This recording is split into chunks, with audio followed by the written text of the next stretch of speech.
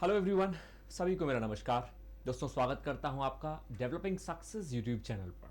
आज हम करने वाले हैं दोस्तों सेंटेंस इंप्रूवमेंट, जो कि सभी एग्जाम्स को लेके बहुत इंपॉर्टेंट होते हैं और सभी एग्जाम में 6 to 7 मार्क्स के आते ही आते हैं। अभी तक हम लोगों ने वर्ब की सीरीज की, एडजेक्टिव किए, एडवर्ब किए, फिलर्स किए और बाकी ग्रामेटिकल पार्ट किए। इनमें सबसे इंपॉर्टेंट दोस्तों एक चीज और आती है जो आज हम करने वाले हैं। तो मस्ती के साथ बिल्कुल आराम से बैठ जाएं और बिल्कुल कंसंट्रेशन के संग समझेंगे हर एक चीज को, हर एक क्वेश्चन को। यदि फिर भी आपको कहीं कोई क्वेश्चन होता है मुझसे, तो दोस्तों आप लोग कमेंट बॉक्स पे लिखना ना भूलें। जरूर ध्यान से अपने क्वेश्चंस को वहां लिखें, so that once I will go through तो I will come with the answers. ठीक है, तो चलिए बिना देरी के स्टार्ट करेंगे, बिना किसी और बकवास के आज की इस क्लास को। मस्ती के साथ वीडियो को लाइक जरूर कर दें और साथ ही साथ इसे आप जितना हो सके उतना अपने दोस्तों के साथ शेयर कर लें। राइट, चलिए तो स्टार्ट करेंगे दोस्तों स्पीड बूस्टर सेशन। इस सेशन का नाम स्पीड बूस्टर इसीलिए है क्योंकि हम इसको रैपिड वे में करेंगे और रैपिड वे में करके हम ये देखेंगे कि ऐसे हम कैसे कर पाते हैं, कैसे क्वेश्चंस को हम रैपिड वे में कर सकते हैं, बहुत जल्दी कैसे किसी चीज को कर सकते हैं।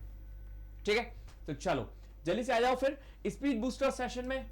स्वागत करता हूं आपका। प्रीवियस ईयर्स के क्वेश्चंस हैं, पिछले सालों में जितने भी क्वेश्चंस आए हुए हैं इस प्रकार के जो कि लगातार रिवाइज हो रहे हैं, उन क्वेश्चंस को यहां पे लिखा गया है कि ये क्वेश्चंस आने की जो प्रोबेबिलिटी है वो बहुत होती है एग्जाम में।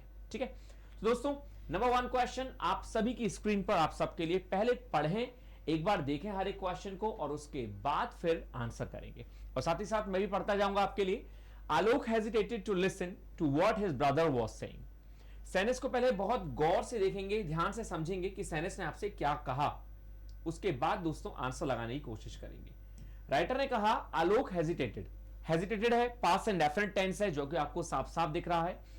आलोक जो है हिचकिचाया टू लिसन, सुनने में, to what his brother was saying, जो उसका भाई उससे कह रहा था। जैसा कि आपको यहां पे ब्लू पार्ट में दिख रहा है हेजिटेटेड टू लिसन, इसका मतलब ये हो गया कि ये जो ब्लू पार्ट है आपको इसे इंप्रूवमेंट में बदलना है। यदि ये सही है तो आंसर होना चाहिए नो इंप्रूवमेंट, और यदि ये गलत है तो इसका मतलब आपके पास 4 ऑप्शंस दे रखे हैं ए बी सी डी, इनमें से कौन सा ऑप्शन होना चाहिए। चलिए, हम सभी जानते हैं कि सब्जेक्ट के बाद उसकी वर्ब आती है, तो सब्जेक्ट के बाद उसकी वर्ब लिखी हुई है आलोक हेजिटेटेड, आलोक हिचकिचाया, तो यहां पे कोई दिक्कत नहीं है। हेजिटेट अपने संग दोस्तों टू लेता है और इसी प्रकार लिसन भी अपने संग टू लेता है। जी हां, एग्जैक्टली। नहीं पता तो इसको लिख लें। हेजिटेट एक ऐसी वर्ब होती है जो अपने साथ टू लेती है। Alok hesitated to do this job, Alok hesitated to listen, और लिसन के बाद फिर हम लोग टू का यूज करते हैं। तो Alok hesitated to listen what his brother was saying.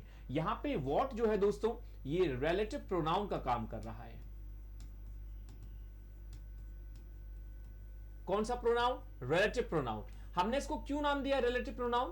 क्योंकि जब दो सेंटेंसों को जोड़ने का काम एक प्रोनाउन करे वो कहलाता है रिलेटिव प्रोनाउन। आप इसे कंजंक्शन के तौर पे भी कह सकते हैं। तो यहां पे व्हाट कंजंक्शन का काम कर रहा है, रिलेटिव प्रोनाउन का, जो कि दो फ्रेजेस को, दो सेंटेंसेस को जोड़ रहा है। इसीलिए व्हाट के बाद हमने सब्जेक्ट लगाया हिज ब्रदर। अक्सर क्या करते हैं, जब WH फैमिली के बाद कोई क्वेश्चन बनता है तो हम डायरेक्ट हेल्पिंग वर्ब लगाते हैं, लेकिन what was his brother saying नहीं आएगा क्योंकि लास्ट में फुल स्टॉप है, क्वेश्चन मार्क नहीं है। राइट, तो what his brother was saying ये तो है ही सही, इसमें कोई दिक्कत नहीं है, लेकिन हमें इंप्रूवमेंट इसमें ढूंढना था, ये भी बिल्कुल सही है। यदि मैं कहूं आलोक लिसन टू हेजिटेट, तो इसका तो भैया मतलब हो जाएगा आलोक ने सुना हिचकिचाने के लिए, सेंसलेस हो गया ये। आलोक हेजिटेट, आलोक सिंगुलर है, हेजिटेट्स आना चाहिए, ये भी गलत हो गया है। आलोक हेजिटेट, वही वाली बात, आपने सिंगुलर के संग प्लूरल वर्ब कैसे लगा दी, ये भी गलत है। आलोक इज हेजिटेटेड, इसका तो भैया मीनिंग ही तहस नहस हो गया, आलोक को हिचकिचवाया गया, तो ये गलत है। इसीलिए आपके पास ऑप्शन केवल एक ही बचा and that is E, no improvement is the very right answer. ठीक है, चलो सेकंड आ जाओ। Surabhi was asked that why she had not attended the prayer. Surabhi से पूछा गया, उससे कहा गया कि तुमने प्रेयर, प्रार्थना क्यों अटेंड नहीं की थी। राइटर ने कहा कि सुरभि वॉज आस्क्ड, सुरभि से पूछा गया। क्या पूछा गया? वॉज के संग थर्ड फॉर्म दे रखी है, इसका मतलब यह है कि ये पैसिव वॉइस है, ये ध्यान रखेंगे। सुरभि से पूछा गया कि भैया why she had not attended the prayer, कि हैड नॉट के संग अटेंडेड आया, वर्ब की थर्ड फॉर्म है, सही है, कि उसने प्रेयर क्यों अटेंड नहीं की थी।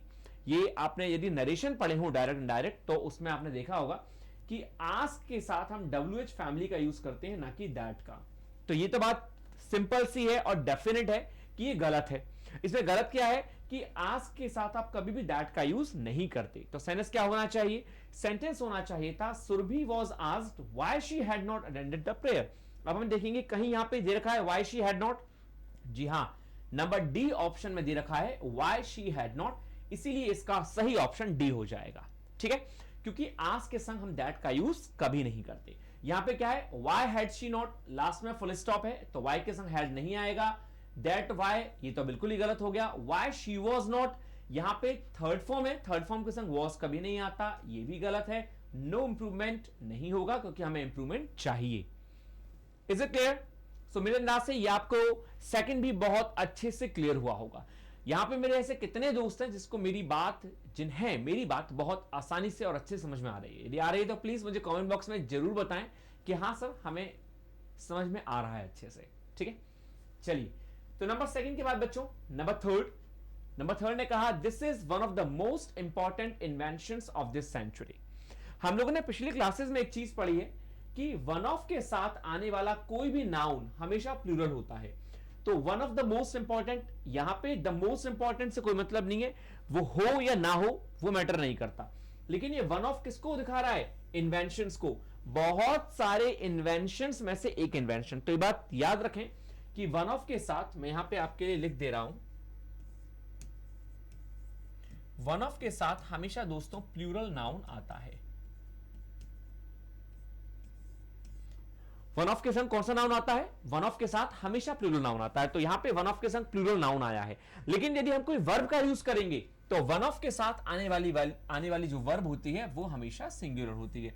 यहां पे वन ऑफ के संग कोई भी वर्ब यूज नहीं हुई है तो कोई दिक्कत नहीं है। लेकिन वन ऑफ यदि सब्जेक्ट का काम करेगा और कोई वर्ब लगेगी तो वहां पे सिंगुलर वर्ब का यूज करेंगे। तो राइटर ने कहा दिस इज, यहां पे इस जो है वो दिस के लिए आया है तो कोई दिक्कत नहीं है, सेंटेंस सही है। This is one of the most important inventions of this century. इस सेंचुरी के बहुत सारे इन्वेंशंस में से ये एक सबसे इंपॉर्टेंट इन्वेंशन है। सेंटेंस में नो इंप्रूवमेंट होगा क्योंकि सेंटेंस बिल्कुल सही है।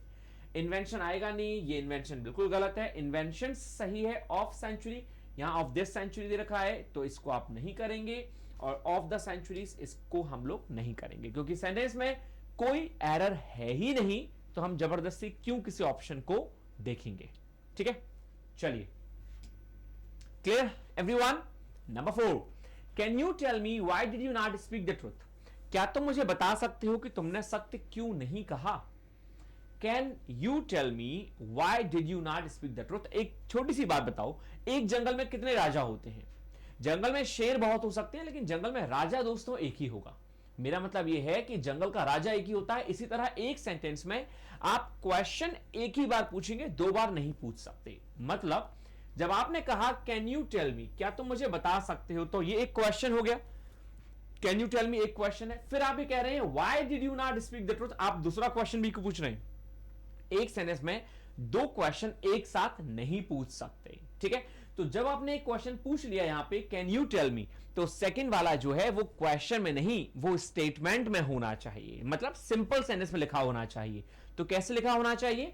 Can you tell me why you did not speak the truth. हमको WH वाली फैमिली को यदि सिंपल सेंटेंस में बदलना है तो WH के बाद पहले सब्जेक्ट आ जाएगा और वर्ब उसके बाद चली जाएगी। तो सेंटेंस होना चाहिए व्हाई यू डिड नॉट। अब हम देखेंगे क्या ऑप्शन कोई है? व्हाई डिड नॉट गलत है, दैट के संग WH आएगा नहीं, गलत है। व्हाई यू डिड नॉट ये सही होना चाहिए। व्हाई डिड यू नॉट ये अगेन क्वेश्चन है, नो इंप्रूवमेंट होगा नहीं क्योंकि इंप्रूवमेंट चाहिए ही चाहिए। तो इसीलिए दोस्तों ऑप्शन हो गया one and only B option जो है वो आपका बिल्कुल ठीक सही है। क्यों? Why you did not speak, that should be the very perfect answer of this statement.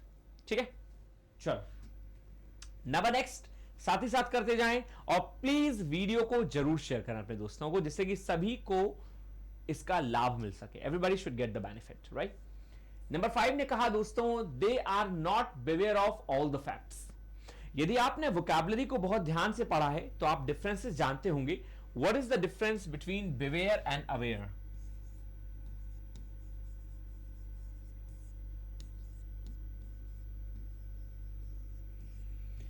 Everybody knows the difference between beware और अवेयर। दोनों का ही मतलब सावधान होता है। लेकिन यदि सूक्ष्म तरीके से देखें तो एक जागरूक होता है और एक सावधान होता है। आप जब जानवरों से सावधान होते हैं तो आप कहते हैं beware, beware of the dogs. आपने देखा होगा डोर्स पे लोग लिख देते हैं कि यहां कुत्ते हैं, गलती से घुस मत जाना भूल से भी, वरना फाड़ देंगे वो। तो बिवेयर ऑफ द डॉग्स। और अवेयर जो होता है वो होता है जागरूक। क्या आपको पता है कि ऐसा है? तो फैक्ट से आप अवेयर होते हैं, ना कि बिवेयर। तो यहां फैक्ट्स की बात हुई है, तो यहां बिवेयर जो वर्ड है वो गलत है। Rather than using beware we need to use aware over here. So क्या यहां कहीं दे रखा है दे आर नॉट अवेयर? जी हां, ए में दे रखा है, लेकिन फॉर दे रखा है, ये गलत है। They are not aware of, ये सही है बिल्कुल C. They are not to be aware, ये सेंसलेस है, कोई सेंस नहीं है। They must not be aware, ये क्या बवाल है? नो इंप्रूवमेंट गलत है। तो आपके पास केवल सी ऑप्शन हो गया दोस्तों, they are not aware of all the facts. ठीक है, चलो number 6, why did you not throw the bag away? Past indefinite. काफी दिनों से हम इस टेंस पे चर्चा कर रहे हैं और ये टेंस दोस्तों काफी गहमा गहमी का बना हुआ है। ठीक है, या तो फिर कहीं युद्ध ही चल रहा है, और या फिर हमारे युद्ध में, हमारे टेंसेस के युद्ध में पास इंडेफिनिट ही चल रहा है। ठीक है, तो दोस्तों आपने देखा होगा कि हमने पास इंडेफिनिट में इतने दिनों से एक ही चीज पढ़ी कि भैया या तो वर्ब की सेकंड फॉर्म आती है या फिर डिड के साथ वर्ब की फर्स्ट फॉर्म आती है। तो जब आपने देखा कि यहां पे डिड लगा हुआ है तो थ्रू जो है वो सेकंड फॉर्म क्या कर रही है? वही वाली बात, डिड ऑलरेडी वर्ब की सेकंड फॉर्म है डू की, और थ्रो की सेकंड फॉर्म आपने थ्रू क्यों लगा दी? यहां डिड के साथ वर्ब की फर्स्ट फॉर्म का यूज करना है। तो सेंटेंस होना चाहिए why did you not throw the bag away, THROW। तो why did you not throw, जी हां ए सही हो सकता है, लेकिन सी को देखें तो हैड बिल्कुल गलत है। डिड यू नॉट थ्रोन, भैया यहां सेकंड फॉर्म था, यहां तो और कमाल कर दिया, यहां तो थर्ड फॉर्म का यूज कर लिया, बिल्कुल गलत है। यू डिड नॉट थ्रोन, बिल्कुल गलत है। नो इंप्रूवमेंट होगा नहीं। तो आपके पास केवल और केवल एक ही चीज बची, number A option, why did you not throw the bag away?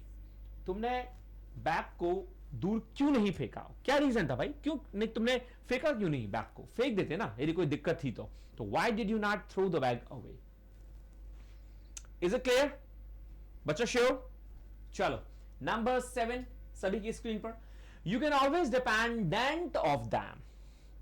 आपको डिफरेंस मालूम होना चाहिए सबसे पहले तो नाउन, एडजेक्टिव और वर्ब में। नहीं पता तो धीरे धीरे रीडिंग करिए, रीडिंग के तहत आपको स्लोली चीजें मालूम पड़ जाएंगी। हम सभी जानते हैं कि मोडाल जो होते हैं उनके साथ हम वर्ब का यूज करते हैं, वर्ब आनी चाहिए। लेकिन आपको यह भी मालूम होना चाहिए कि डिपेंडेंट जो है वो वर्ब नहीं होती, डिपेंडेंट की वर्ब होती है डिपेंड। तो यहां पे डिपेंड होना चाहिए ना कि डिपेंडेंट। तो सेंटेंस होना चाहिए you can always depend of them, नहीं होना चाहिए। डिपेंड हमेशा ऑन लेता है, तो you can always depend on them, that should be the very right answer. You can always depend on them, तुम हमेशा उन पे निर्भर हो सकते हो। You can always depend on them, so the right answer should be you can always depend on them. Depend on them A answer सही है आपका। बाय डिपेंडेंट गलत है, बी डिपेंड गलत है, डिपेंडेंट गलत है, नो इंप्रूवमेंट होगा नहीं। तो यहां पे भी आपके पास एक ही ऑप्शन बचा एंड दैट इज ए। ठीक है, इज इट क्लियर? कोई डाउट? पक्का? चलो नंबर 8 ने कहा if he has to spend 5 hours in the queue it was really a wastage. Sentence को समझेंगे, if he has to spend, यदि उसे करना पड़े 5 घंटे किसी पंक्ति में, किसी लाइन में उसे खड़े रहना पड़े। If he has to, present tense है ये, हैज जो है वो प्रेजेंट को दिखाता है। ठीक है, if he has to spend, यदि उसको स्पेंड करने पड़े 5 घंटे क्यू में, क्यू का मतलब हो गया किसी पंक्ति में, लाइन में, तो it was really wastage. Present के संग भैया पास्ट का यूज क्यों होगा? प्रेजेंट टेंस किसी भी सिचुएशन में पास्ट को नहीं एंटरटेन करता है, वो हमेशा प्रेजेंट को ही एंटरटेन करेगा। तो यहां पे इट इज आना चाहिए। तो क्या ऑप्शन में है it is really a wastage? जी हां, ए सही हो जाएगा। फिर से it is a real wastage, real का मतलब वास्तविक वेस्टेज हो गया, और रियली इट इज रियली, ये वास्तव में वेस्टेज है, तो वास्तव में आना चाहिए। वास्तव वेस्टेज कुछ नहीं कह रहा वो, तो सी गलत है, बी भी गलत है, हैज रियली का सेंस नहीं है, it is really a wastage. अच्छा, ए में भी इज रियली अ वेस्टेज है और डी में भी इज रियली अ वेस्टेज ही है, तो आप ए को चूज करेंगे, पहले वाले ऑप्शन को चूज करेंगे। वैसे ऐसे 2 ऑप्शंस नहीं आते हैं, लेकिन फिर भी यदि ऐसे आ जाए तो आप फर्स्ट ऑप्शन को चूज करें। नो इंप्रूवमेंट गलत है। तो A must be the right answer again. It is really a wastage and that should be the right answer. ठीक है, sure, come on. Number next. The moment they saw me they were delight. वो क्षण, the moment का मतलब होता है वो क्षण, दे सॉ मी, जब उन्होंने मुझे देखा, दे वर डिलाइट, तो वो बड़े खुश हुए. यहां दोस्तों वेयर के संग हमें एडजेक्टिव का यूज करना है, जबकि डिलाइट जो है वो नाउन है, तो हमें डिलाइट को एडजेक्टिव बनाने के लिए डिलाइटेड का यूज करना पड़ेगा. जी हां, वही वाली बात, पार्ट ऑफ स्पीच की बात आती है. किसी वोकैब को हम कैसे नाउन में, कैसे वर्ब में या कैसे एडजेक्टिव में चेंज करते हैं, ये दोस्तों एक आर्ट है जो आपको स्लोली आ जाएगी. ठीक है, सो यहां पे आना चाहिए दे वर डिलाइटेड. जैसे हम कहते हैं ना दे वर हैप्पी, वो खुश थे. दे वर सैड, वो उदास थे. ऐसे दे वर डिलाइटेड, वो खुश थे. तो कहां पे यहां पे delighted, they were delighted. C option जो है वो आपका बिल्कुल सटीक ऑप्शन होगा. बाकी they have been delighted, they are delighted, they had delighted, no improvement, सब गलत है. दे वर सेंटेंस पास्ट में है, सॉ जो है वर्ब की सेकंड फॉर्म है, मतलब पास्ट इंडेफिनिट है, तो यहां भी हमने पास्ट का ही यूज किया. ठीक है, कोई क्वेश्चन हो तो जरूर पूछ लीजिएगा यदि आपको कोई भी डाउट है यहां पे. बच्चों नंबर 10 में कहा the small child does what ever his father was done. ये एक हैबिट को दिखाता है. ये वाला जो सेंटेंस है ये हैबिट को शो कर रहा है.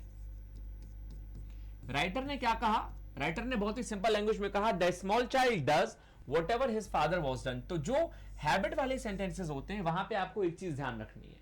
पूछिए क्या? जी हां, वहां पे आपको ध्यान रखना है कि हैबिट हमेशा दोस्तों प्रेजेंट इंडेफिनिट टेंस में आती है.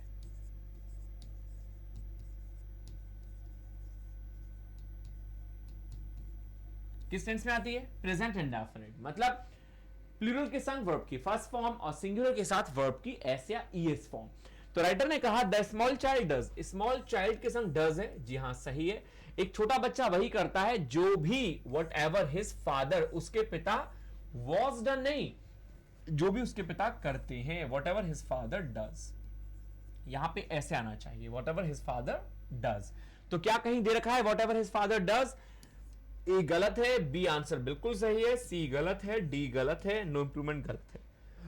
तो आपके पास केवल एक ही ऑप्शन बचा and that is B, whatever his father does. जो उसके पिता करते हैं, एक छोटा बच्चा वही करता है. ठीक, हैबिट है. आपने बच्चों की आदत देखी होगी, छोटे बच्चे जो होते हैं वो हमेशा उसी आदत को करते हैं इंस्टेंटली जो उनके मॉम डैड या भाई बहन बड़े कर रहे होते हैं, वो उसी को कॉपी करेंगे. नंबर 11 ने कहा she asked him that why she was unwilling to go with her. उसने कहा, उसने पूछा कि वो क्यों अनिच्छुक थी उसके साथ जाने को. ये वाला सेंटेंस हमने शुरू में किया था. आपको ध्यान हो कि आस्क के साथ आप कभी भी दैट का यूज नहीं करते हैं. आस्क हमेशा, नरेशन का रूल है डायरेक्ट इनडायरेक्ट का, आस्क हमेशा WH फैमिली को ही एंटरटेन करेगा, वो हमेशा WH फैमिली को ही लेता है. तो शी आस्क्ड हिम, उसने उससे पूछा व्हाई ही वाज अनविलिंग, कि वो क्यों अनिच्छुक था टू गो विद हर, उसके संग जाने को. अनविलिंग का एक और वोकैबुलरी होता है जिसे हम कहते हैं रिलक्टेंट. नहीं पता तो लिख लेंगे आप दोस्तों. अनविलिंग को रिलक्टेंट के नाम से भी जानते हैं. अनविलिंग मतलब अनिच्छुक और इसी को कहा जाता है रिलक्टेंट. ठीक है, तो हमें देखना है कि कहां है व्हाई ही वाज, जो कि ए में दे रखा है. व्हाई वाज ही नहीं आएगा क्योंकि दोबारा क्वेश्चन बनाएगा ये. व्हाई दैट ही बिल्कुल गलत है, दैट आएगा नहीं, नो इंप्रूवमेंट बिल्कुल गलत है. तो ए ऑप्शन आपके लिए बिल्कुल सटीक है, व्हाई ही वाज. ठीक, चलो नंबर 12, मे आई नो, क्या मैं जान सकता हूं, who did accompany you to the railway station. क्या मैं जान सकता हूं कि किसने तुम्हारा साथ दिया रेलवे स्टेशन तक. राइटर ने कहा क्या मैं जान सकता हूं, may I know who did accompany you. वही वाली बात हो गई जो भी हमने पढ़ा था कि सेंटेंस में दो प्रकार के क्वेश्चन एक संग नहीं आ सकते. आप मे आई नो जब क्वेश्चन पूछ रहे हैं तो हाउ डेयर कि आप हु डिड अकंपनी यू दोबारा एक और क्वेश्चन पूछेंगे. दो क्वेश्चन आप एक संग नहीं पूछ सकते. जब आपने पहले क्वेश्चन पूछ लिया तो इसको आप स्टेटमेंट बना दीजिए. तो may I know who accompanied you, क्या मैं जान सकता हूं कि जिसने तुम्हारा साथ दिया. तो डिड नहीं आएगा यहां पे, जबकि अकंपनी का सेकंड फॉर्म अकंपनीड यूज कर लीजिए. कहीं दे रखा है may I know who accompanied you. जी हां, नंबर बी में दे रखा है, तो बी ऑप्शन जो है वो आपका सबसे सटीक हो जाएगा. हुम नहीं आएगा, हुम बिल्कुल गलत है, नो इंप्रूवमेंट आएगा नहीं. May I know who accompanied you to the railway station, one and only B option must be chosen. ठीक है, चलो number 13, the fast train came a halt two before. Proposition दो एक संग कैसे यूज हो जाएंगे? बिफोर भी प्रपोजिशन है और टू भी प्रपोजिशन है, जबकि आपको मालूम होना चाहिए कि टू जो है वो डायरेक्शन को दिखाता है। जी हां, नहीं पता तो मैं आपको बता दूं, टू जो प्रपोजिशन होती है वो हमेशा डायरेक्शन को दिखाती है, और डायरेक्शन के लिए ये हमेशा किसी प्लेस को दिखाएगी। तो यहां प्लेस का यूज कहां हुआ है? हॉल्ट जो है यहां एक प्लेस है। हॉल्ट का मतलब क्या होता है? जहां की आमतौर पे ट्रेन, बस या फिर गाड़ियां रुकती हैं, तो ये प्लेस है। तो टू का यूज आपको इससे पहले किया जाना चाहिए था। तो सेंटेंस होता the fast train came to a halt. अब अ है तो आ जो है वो हॉल्ट के संग जुड़ेगा, और टू जो है वो आप ए से भी पहले लगा दें। तो सेंटेंस बन गया the fast train came to a halt before crossing the bridge. Bridge को क्रॉस करने से पहले। बिफोर के बाद आने वाली वर्ब हमेशा आईएनजी होती है। जी हां, प्रपोजिशन के बाद जब कोई वर्ब का यूज किया जाता है तो वो हमेशा आईएनजी होती है। तो क्रॉसिंग ठीक है वहां पे, लेकिन टू का यूज हॉल्ट से पहले होगा। क्यों? क्योंकि टू डायरेक्शन को शो करता है। जैसे मैंने कहा ना, आई गो टू स्कूल, मैं स्कूल जाता हूं, तो टू का यूज हमने स्कूल के लिए किया है, आई गो टू स्कूल। ठीक है, the fast train came to a halt. A halt place है, तो कहीं दे रखा है केम टू अ हॉल्ट। जी हां, नंबर डी में दे रखा है the fast train came to a halt before. तो बाकी क्या हुए? Came to halt before a, senseless. Came before to, senseless. Came before a halt, आहा, नो इंप्रूवमेंट, गलत। D must be the right answer. बहुत देर बाद ही सही, लेकिन डी ऑप्शन आया, came to a halt before. ठीक, सबको क्लियर है? नंबर 14 बच्चों, आप सभी की स्क्रीन पर सेकंड लास्ट आज का, he was one of the greatest astrologers of his times. वही वाली बात जो अभी हमने की थी थोड़ी देर पहले। वन ऑफ एक ऐसा वर्ड होता है जो अपने साथ प्लूरल नाउन लेता है, तो प्लूरल नाउन यहां पे यूज है। तो इसका मतलब सेंटेंस में कोई भी एरर नहीं है, क्योंकि हमें केवल इसको देखना है, ब्लू वाले पार्ट को। एस्ट्रोलॉजर्स ऑफ हिज टाइम्स सही है। यहां पे टाइम्स का यूज किया गया है, क्योंकि टाइम्स का मतलब है अपने काल का, अपने कालखंड का, अपने समय का। He was one of the greatest astrologers, महान एस्ट्रोलॉजर्स में से वो अपने समय का बहुत महान एस्ट्रोलॉजर था। तो he was one of the greatest astrologers of his times. Astrologer of his time, astrologer होगा नहीं, एस्ट्रोलॉजर ऑफ इट्स टाइम्स ये बिल्कुल गलत है। ऑफ एस्ट्रोलॉजर होगा नहीं, ऑफ हिज टाइम एस्ट्रोलॉजर गलत है। No improvement, E must be the right and very accurate answer. Perfect. So guys, number next and the last one for today. Why did you not spoken to me earlier? अरे भैया, ये तो प्रभु आप सबने कर लिया होगा मालिक, बहुत आसान है आप सबके लिए। डिड है पास इंडेफिनिट, डिड के संग वर्ब की फर्स्ट फॉर्म का यूज करते हैं। स्पोकन के प्लेस पे यहां पे स्पीक होना चाहिए था। मुझे आप लोग बताएंगे कि कितने लोग ऐसे जिन्होंने पढ़ने के साथ ही ये कर लिया था। Why did you not spoken नहीं, why did you not speak to me earlier? लेकिन इसमें एक चीज और है, लास्ट में फुल स्टॉप है दोस्तों। यदि हम इसको why did you not speak भी बोलेंगे फिर भी गलत है। ये क्यों गलत है? डिडकेशन वर्ब की फर्स्ट फॉर्म आती है तो ठीक है, लेकिन ये तो क्वेश्चन बना रहा, और क्वेश्चन बना रहा जहां तो क्वेश्चन मार्क होना चाहिए। तो सेंटेंस होना चाहिए why you did not speak। पहले आप you का यूज करेंगे और फिर did का यूज करेंगे you के प्लेस पे। जी हां, सिंपल सेंस बदल देंगे। तो why you did not speak तो कहां है भैया? You did not speak, B is the right answer. Were you not spoken गलत है, did you not speak ये बिल्कुल गलत है, क्योंकि तो सेंसलेस क्वेश्चन बना देगा। Why did you not spoke, did के संग spoke आएगा नहीं, नो इंप्रूवमेंट आएगा नहीं। So B is the right answer. Why you did not speak, that must be the very good answer. Why you did not speak to me earlier? Why you did not speak, वो कारण बताओ जिस कारण से तुमने मुझसे पहले बात नहीं की थी। Why you did not speak to me earlier, जिस कारण से तुमने मुझसे बात नहीं की थी। ये सेंटेंस वैसे अधूरा है, क्योंकि ये क्वेश्चन है नहीं, और why जो है यहाँ पे कनेक्टर का काम करेगा, तो इससे पहले कोई सेंटेंस होना चाहिए। लेकिन हम इसमें एरर नहीं ढूंढ सकते, क्योंकि हमें एरर नहीं ढूंढना, हमें सेंटेंस इंप्रूवमेंट करना है। जो पार्ट दे रखा है इंप्रूवमेंट के लिए, उसमें एरर क्या है। ठीक है, सो दैट्स इट दोस्तों, थैंक यू। आई होप कि आप सभी को मेरी बात समझ में आई होगी बहुत अच्छे से। यदि कहीं कोई डाउट है, कहीं कोई क्वेश्चन है, तो मुझसे जरूर पूछिएगा। फिनिश करते हैं आज के इस सेशन को सेंटेंस इंप्रूवमेंट की। सेंटेंस इंप्रूवमेंट की सीरीज को हम चालू रखेंगे, क्योंकि हमने काफी कुछ कंप्लीट कर लिया है, और अब सेंटेंस इंप्रूवमेंट चूंकि हमारे ग्रामर का मेन हिस्सा है, ये एरर्स को भी कवर करता है, ये फिलर्स को भी कवर करता है। So just remember, please take care of this session and please as much as possible share to your friends, जिससे कि सभी इसको अवेल कर सके, सभी को इसका लाभ हो सके, सभी को इसका बेनिफिट हो सके। और स्टिल इफ यू आपको कोई भी क्वेश्चन है जो मुझसे पूछना है तो मुझे कमेंट बॉक्स में जरूर लिखें, so that I can come with the accurate and the real answer. Thank you दोस्तों, टेक केयर ऑफ योरसेल्फ, फिर मिलेंगे बहुत जल्दी। Don't forget to miss me, till the time stay happy, stay healthy and stay hungry. नमस्कार।